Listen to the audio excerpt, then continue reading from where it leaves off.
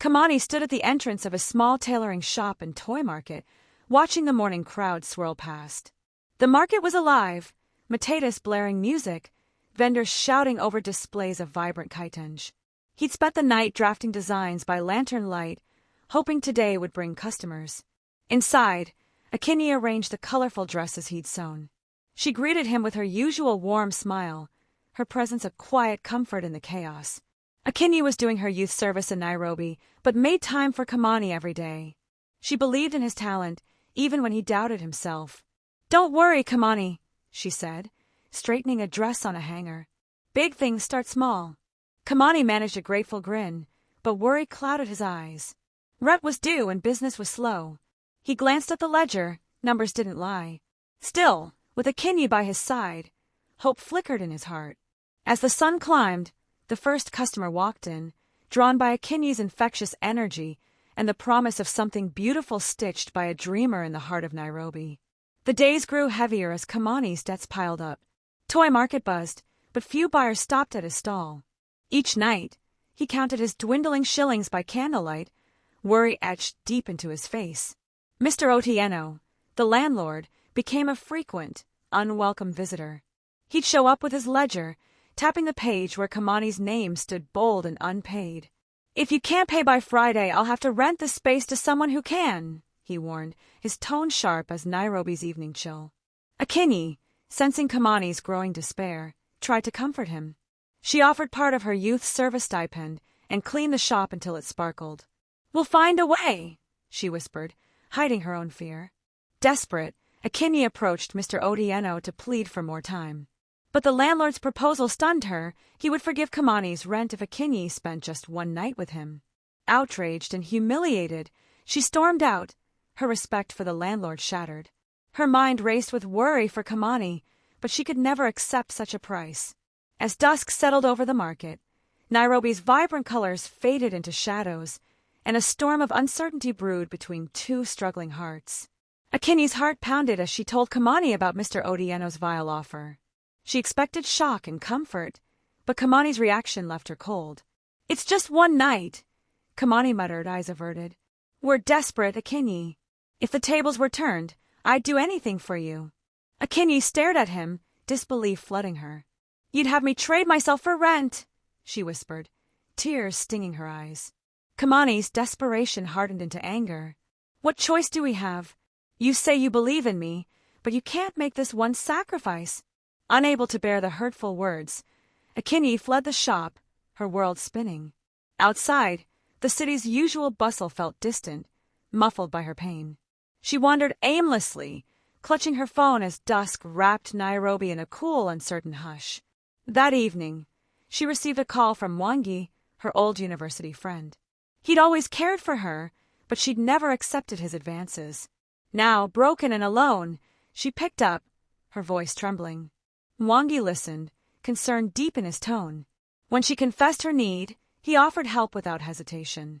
Hope flickered within Akinyi, but the trust between her and Kamani had been shattered, perhaps beyond repair. With Mwangi's quiet support, Akinyi managed to gather the money Kamani needed. She hurried through Nairobi's early morning streets, her heart hopeful that this act would heal the rift between them. But when she reached the boutique, she stopped short. Inside, Kamani laughed with Zawadi, a striking woman in a shimmering dress, her laughter echoing through the small shop. Zawadi leaned close, admiring a new design. Akinyi entered, clutching the envelope, her presence barely acknowledged. Kamani slipped his arm around Zawadi and, with forced cheer, introduced her as his new business partner. Zawadi sized up Akinyi with a single, dismissive glance. The humiliation stung. Fighting tears, Akinyi set the envelope down and tried to speak, but Kamani turned away, lost in the glamour Zawadi brought. Akinyi left, her spirit crushed. Outside, Nairobi seemed to close in. Cars rushed by, and laughter drifted from nearby cafes, but she felt utterly alone. That night, she stared at her phone, hoping for Kamani's call. But her number was blocked. In Zawadi's company, Kamani felt powerful for the first time, swept into her world of promise and parties. He barely noticed the absence of the woman who had believed in him more than anyone ever had. Kamani's fortunes changed overnight. With Zawadi's connections, his boutique was featured in magazines, and wealthy clients crowded his shop in Westlands. He posed in sharp suits beside Zawadi, champagne in hand, as cameras flashed at every event. Social media buzzed with their pictures, and Kamani basked in the praise, forgetting the days of struggle in toy market. His phone rang with offers, and his once simple dreams grew extravagant. Yet, beneath the glitter, emptiness crept in. Zawadi was generous but demanding, using Kamani's business for mysterious transactions and asking him to sign documents he barely read. He brushed off doubts, blinded by luxury. Meanwhile, Akinyi quietly rebuilt her life. She volunteered at a youth center in Kisumu, using her small stipend to help girls from troubled homes. Her kindness and resilience inspired many, though loneliness lingered in her heart. Sometimes, she glimpsed Kamani's new life on her phone, a world that now felt impossibly distant. She reminded herself that true value was not in what could be flaunted, but in what could endure. As the sun set over Nairobi's skyline, two lives moved in opposite directions, one drawn deeper into the city's shadows, the other turning toward a new light. Kamani's new life unraveled as quickly as it had come. One morning, just as he prepared for another glamorous event, uniformed officers arrived at his boutique. The DCI accused him of money laundering. Large sums had been moved through his accounts, all tied to Zawadi's shadowy dealings. Kamani was stunned.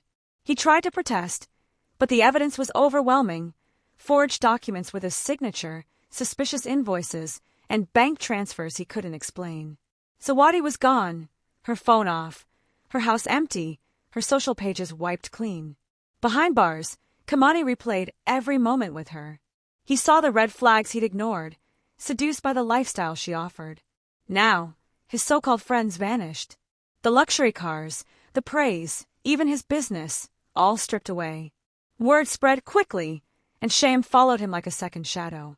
In the cold cell, Kamani's thoughts turned to Akinyi. Regret gripped his heart. He remembered her laughter, her faith, her sacrifices. He had traded all that for empty promises and a fleeting illusion of success. Outside, Nairobi bustled on, unaware of the dream that had crashed behind stone walls. Kamani was left with nothing but memories, remorse, and a longing for forgiveness he feared would never come. Months crawled by in prison before the truth surfaced. Zawadi was caught in a high-profile police sting, and her confession cleared Kamani's name. He was released, but his life was in ruins. The boutique was gone, his reputation shattered, and he returned to Kisumu with nothing but a battered suitcase and a heart full of regret. His mother wept as he entered their humble home. The village whispered about his fall from grace, the once promising designer now quiet and withdrawn. Days passed in a haze until, one afternoon, Kamani visited his uncle Wanyama. There on the table lay a souvenir from a lavish Luo wedding. Akinyi's radiant face smiled back at him, standing beside Mwangi in dazzling traditional attire. Uncle Wanyama beamed. Akinyi's father is the governor of Kisumu. She always hid her status, lived like anyone else. That's humility. Mwangi was there for her when she needed it most. Now she runs a charity for girls. Kamani's hands shook as he held the wedding photo. The woman he'd cast aside had become the very vision of grace and happiness. The weight of all he had lost pressed in. He had traded gold for dust.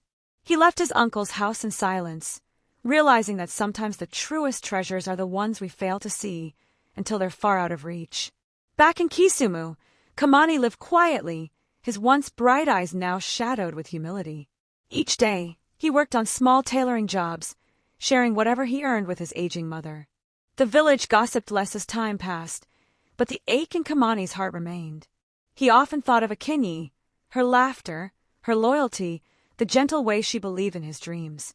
On market days, he heard tales of her kindness, how she and Mwangi's foundation sent girls to school, how she visited homes with food and encouragement. Sometimes, he would catch glimpses of her in newspapers, smiling with dignitaries and young women she'd uplifted. Kamani never tried to reach out. He knew that some mistakes could not be undone, and some doors, once closed, never reopened. But he found a quiet purpose in the simple life, helping neighbors, and teaching local youth the craft he once hoped would make him famous. In moments of reflection, he understood. His true downfall was not poverty, but pride and blindness to real love. Akinyi's strength, humility, and unwavering heart had carried her to greatness, while his own thirst for quick glory had left him alone. The story of Kamani and Akinyi became a lesson in Kisumu. Never trade loyalty and love for fleeting luxury. Sometimes, the person you dismiss today becomes the legend you can only admire from afar.